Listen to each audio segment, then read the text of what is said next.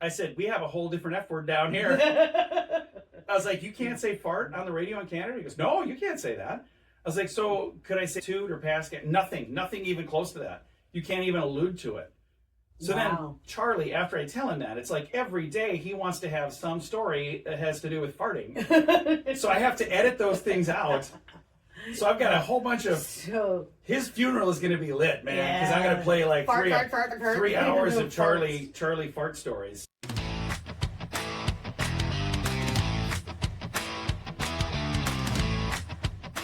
All right, here we are at Charlie Orchard.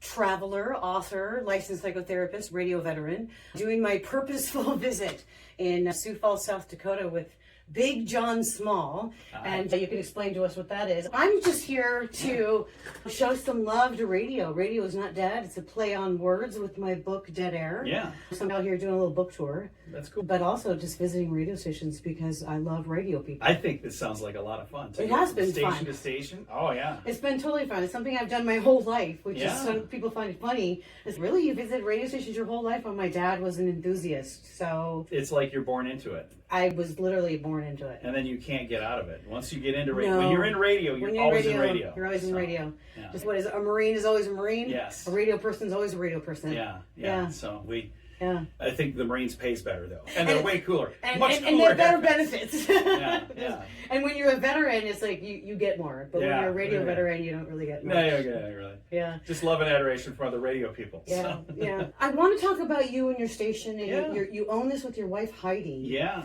But before we get onto that, I would really love to talk to thank you.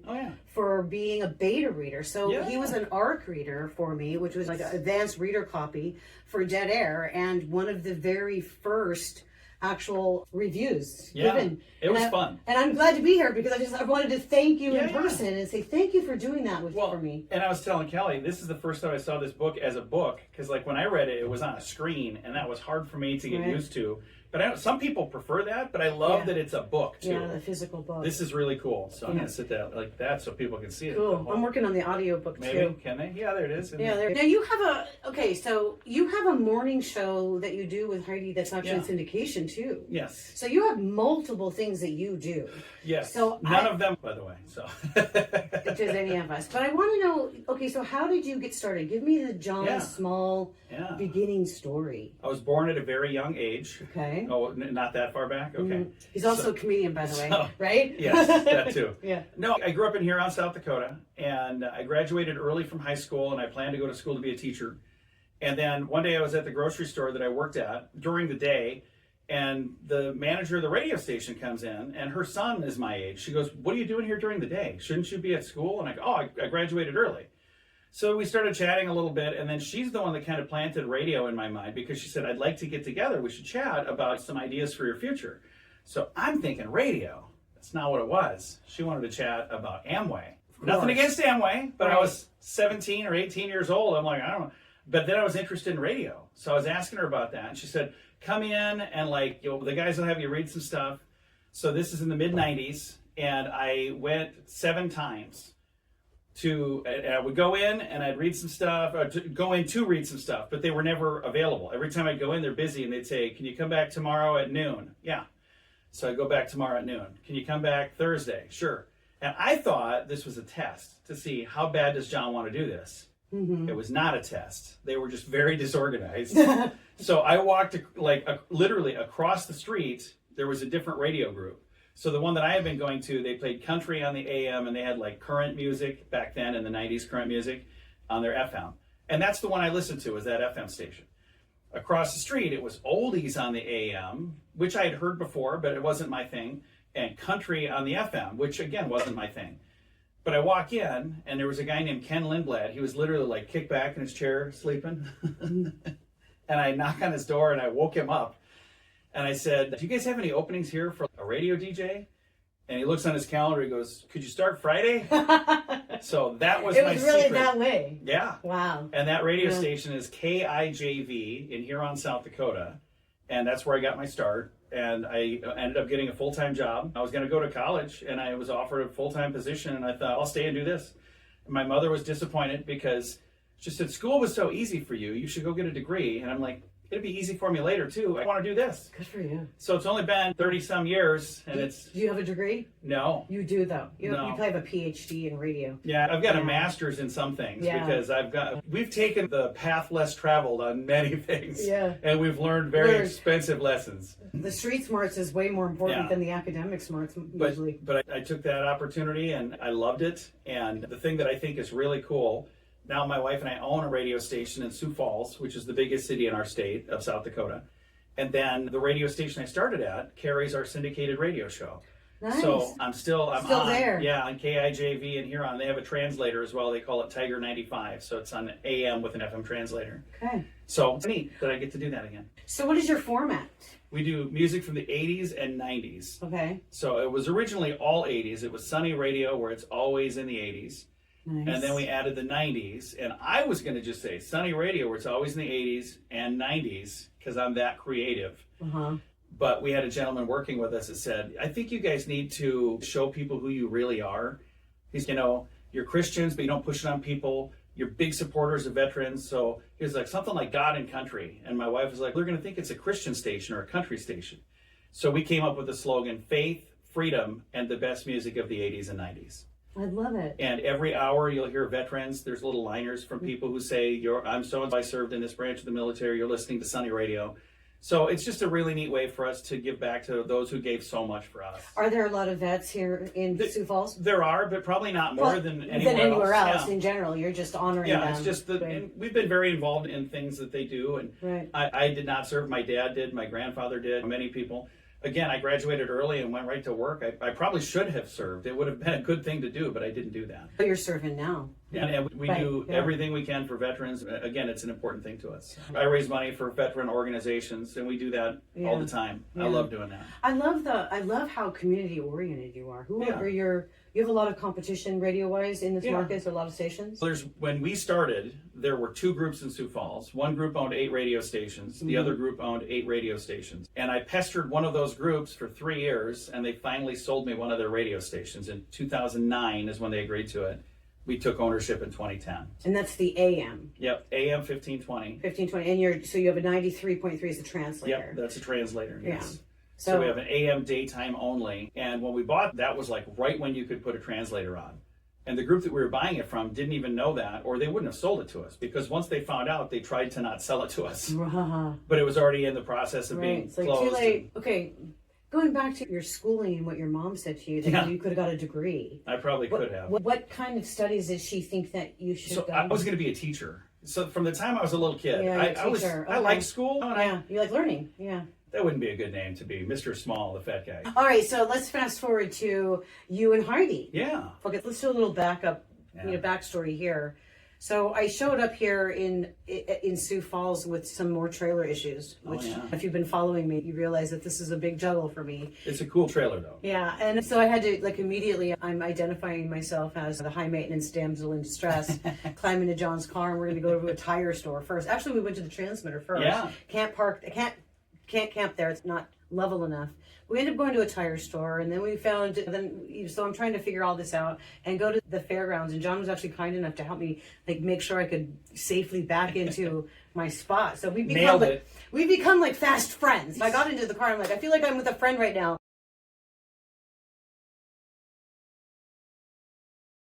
So now you guys work together. So you moved on from working for a radio station. You didn't already own the station before you met Heidi. You did this together. Yep. When I met her, I worked in radio. She was still a travel agent. And then I was fired the one and only time in my entire life. And we were expecting a child. So we had a little baby on the way. It was 2001. And so then I was like, hey, what do I want to do? Do I want to stay in radio? Do I want to do something different? And I had an opportunity down by Des Moines, Iowa, in Pella, Iowa. We moved down there. And we had a brand new baby. So she was born in June of 2001. And then we had an exchange student we signed up for from Poland. So we had Troy was going into preschool. So he was 4 years old, a newborn, a guy from Poland, and a friend from England was staying with us. Wow. So that was like a sitcom. Yeah. And we were living in Pella, which is a very Dutch community, and we were not Dutch. Wow. And they say to my son at preschool, if you're not Dutch, you're not much. Oh. That's what they said to him. Huh. So like, are you Dutch? He's, I don't know what that means. If you're not Dutch, you're not much. And he's, what does that mean? I'm like, it doesn't mean anything. Oh. So we were there for a year. I loved it there. I loved the radio station there. I loved the people there, but it was so far from my family that we decided let's move closer to the middle. So we moved to Norfolk, Nebraska, because my wife did not want to live in the big city of Sioux Falls. So we moved to Norfolk. We were there for a few years, and then we ended up finally making it this direction a few years later. So now when you got here, was it because you bought the AM station? Nope. Or did you move here to work somewhere? I started a different company. We were writing and recording radio ads for clients all over the country. So I had a company producing ads for people. And I did that for about 4 years, and I loved it, but I really missed radio. So that's why I started pestering one of the radio groups to sell me this little AM daytimer they weren't really using. And finally they said yes, which was just wild. It was July 3rd, 2009. I remember the day. Yeah. I get the phone call back from this guy that I've been pestering, and he goes, hey, it's an asset purchase, no business coming with it. I don't know if this equipment's any good or not. Let's mark that as worth nothing. Yeah. This is what we want for it. No negotiation. I said, okay, send me the paperwork. Then I got off the phone. I was like, hey, now we got to get a loan. Yeah. It was wild, but it was, I'm so glad that we did what we did. I'm glad you did what you did too. So when did you add the translator? Same exact time frame. The same time frame. Yeah, because I knew you could do that. Right. He didn't know you could do that. So in 2014, I explored that, and I discovered that, hey, there's a market here. So we launched 10 years ago in 2015 with the syndication.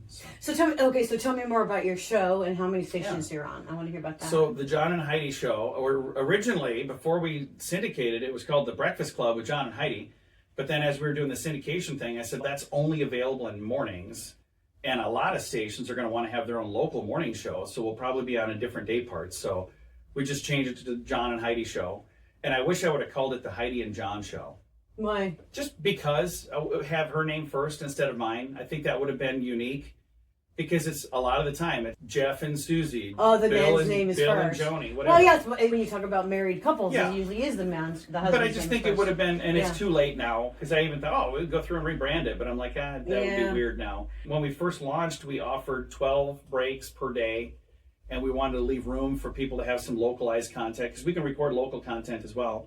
And we changed things up earlier this year. Now we offer 16 breaks a day, because hardly anybody has us do the local content. I would love to. I would love to record more local content. To me, that's important. On our station, absolutely. On our station, you have the local and the national. It all merges together, and it sounds really good. But I think that it's not a matter of they don't want it. I've been in these situations where they just don't think to have the time, that organizational skill to be able to delegate these scripts over here. Yeah, and I understand, because I have the same issue for myself. It's like, easier to do it yourself, I have to think of, what am I going to talk about? What are we going to add? What are we going to do? But we're, like you had mentioned, very plugged into the community. So we have plenty. Yeah, I have interviews. Every day I do an interview with somebody locally talking about something coming up locally, and just to make sure we stay planted local as well. Now, are you live? Are you completely automated? A gentleman would never tell. No, it's all pre-recorded. All pre-recorded. I'm never live. And if you've met Heidi, you'll understand why. Okay. She's mighty Heidi, but she's also naughty Heidi. So. She swears. Oh, she worked at a car dealership for a while. When I met her, I had taken courses to become a pastor. So I was going to be that was another thing. At one point in my life, I would become a pastor. That'd be kind of cool. And then I meet my wife, and I'm like, well, maybe not. Because she would make a good pastor. I'm pretty sure I'd get kicked out of the congregation on day one. I already love her. I know. She's lovable. She is. Yeah. I wish that she was here, but she hates this kind of thing, because she hates it when there's any attention put on her. Then why did you become a radio personality? She didn't want to. When we started Sunny Radio. You made her? No, I didn't make her. Our friends told her, you have to be on the radio. It was like, it's great to have John, but like the two of you, your synergy, the stuff, and they're right. It is. It is so funny. Yeah. And then one of the things we do every Tuesday, her dad is on the radio with us. We do a thing called Tuesdays with Charlie, which is also pre-recorded. And I have many volumes of things that he says that I have to edit out. And I get a call one time. We're on a station in Canada. We're on a couple stations there, but I get a call from one of the owners in Canada.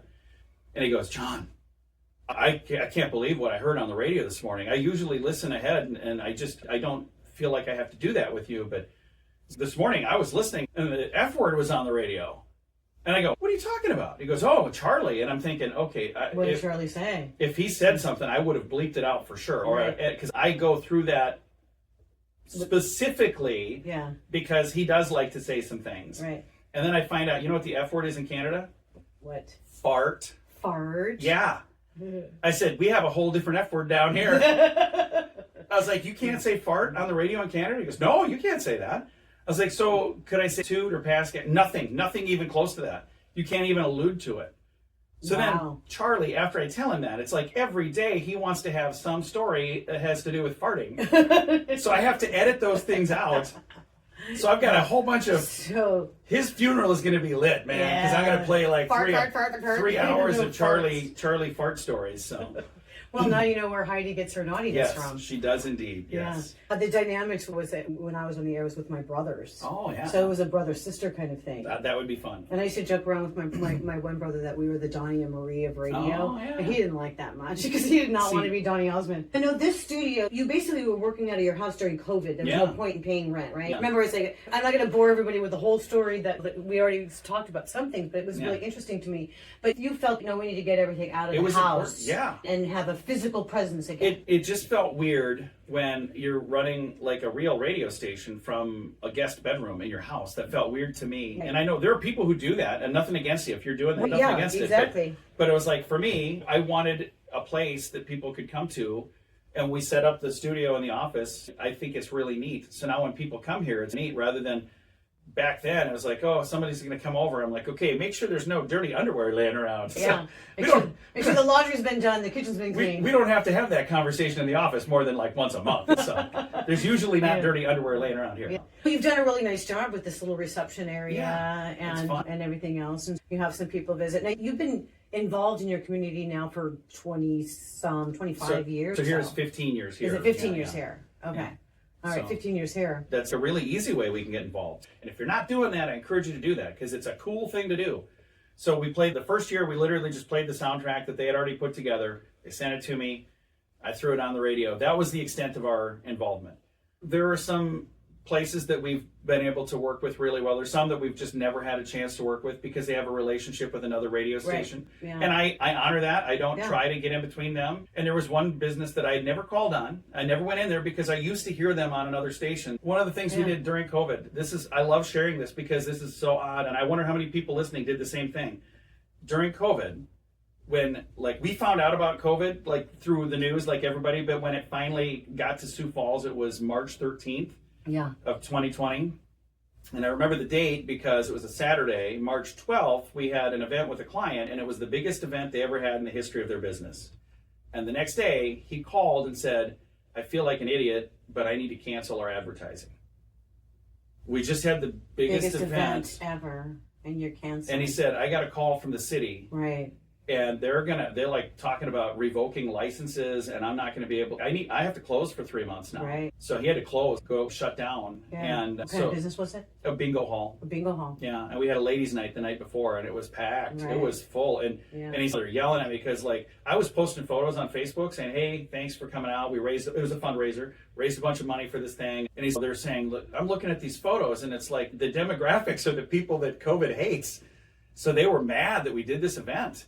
So anyway, that's when things kind of changed. So that Saturday, I reached out to our clients and I just said, we're going to assess what's going on. We don't know what's happening, but here's what we do know. We know that there's some weird things going on right now. We're not going to send you an invoice for March. So we're going to keep your ads on. Let's change them to something positive. And then we already decided for April, we're not going to send an invoice for April either. So for March and April, this is our chance to prove that we are your partner. I'm not just some guy selling you something. Right. And we care about you May and your 1st, business. we're going to take a look and see where we're at, and we're going to figure out what's going on. And we had clients going, "Can you afford to do this?" I'm like, "I can't afford not to do it." This. And I've talked to. If I don't run your spots, I'm just running songs. Well, and I talked to other broadcasters who held them to a contract. Yeah. And then they didn't stay on with them afterwards, and they left them forever. So I had one guy, he told me, he said it cost me 80% of my business. And in 2020, we had a 5% increase. Yeah. Which doesn't sound like a lot, but keep in mind, 2 months of no billing. So we had a 5% increase with only 10 months instead of 12. What a great thing you did. We just built a strong bond by doing the right thing. And sometimes the right thing is a little hard, because I'm like, boy, that's 2 months of no billing. Right. But we were in a situation where we could do it. Right. And I was like, you know what? It's just the right thing to do. And my wife agreed, and I loved that she agreed. Yeah. And there have been times that we've done things for people where they were in a bad spot and we said, hey, we're going to do this to help. And there were times that was Heidi's idea, which I love it when it's her idea. Usually it's me trying to talk her into it. I'm like, what would you think of doing this? But I love being there for our clients, and they're more than clients to us; they're friends. Okay, so I love that story. So getting back to Heidi a little bit, because she's more than just a radio personality and doing the morning show with you. Yeah. She also is operations. Yeah, she does the traffic and the billing and anything on that side. All the client retention kind of stuff. We decided we're going to start celebrating their anniversaries, and we went through the calendar and all of our clients and figured out they started this day of this month, and then we go out and we deliver a gift to them. So if it's their 5th anniversary, if the 5th anniversary gift is aluminum, then it would be an aluminum gift, whatever. My wife and my daughter are so good at that stuff. But we deliver a gift on their anniversary, and so many of these people, when you go in there, no one's ever done that. Yeah. And that's what you're involved in, an organization that has a bunch of independent broadcast owners. Yeah. You know, and so do you share these ideas with them also? Oh, yeah. There's 2 ideas. I love the thought of that. Yeah. And I've always I thought do that too. was, and I might have missed the quote a tiny No, bit, that's but a it's good pretty one. close. Yeah. But it's a great Yeah. thought. Yeah. And my other 2 quotes that I know, because I know 3 quotes. Okay. So the other 2, one is from Henry Ford. It might be hanging on my wall. There it is. Whether you think you can or whether you think you can't, you're right. Yep. Because that's so many times people Yep. go, and I've seen people go into something going, this is never going to work. I'm like, you're it's right, not. it won't work. You're right, it won't. You've already doomed it before you even started. Yeah. And then the other was when I was like 18 years old, I had somebody give me the book, See You at the Top by Zig Ziglar. In there, he says, you can have anything you want in life if you help enough other people get what they want. And I took that to heart. Yeah. And it's so true. It is true. I'm like, going out on your tour, you're like, I do this if I just do something, if I give back, if I find a way. Just have some fun with radio people. Anything. Yeah. Like you can do anything you want if you just Anything help you other want. people get what they want. Yeah. I'm like, what a great thought. Yeah. And if everybody treated one another that way, what a great place we live in. Yeah. So. One of my favorite Zig Ziglar quotes, and I use it often, is they say that motivation doesn't last. Neither does bathing. That's why we do it daily. There you go. I You know, love that. it's like about motivation. You have to motivate yourself every single day. Yeah. And helping people. If you have nothing to give, you have your time.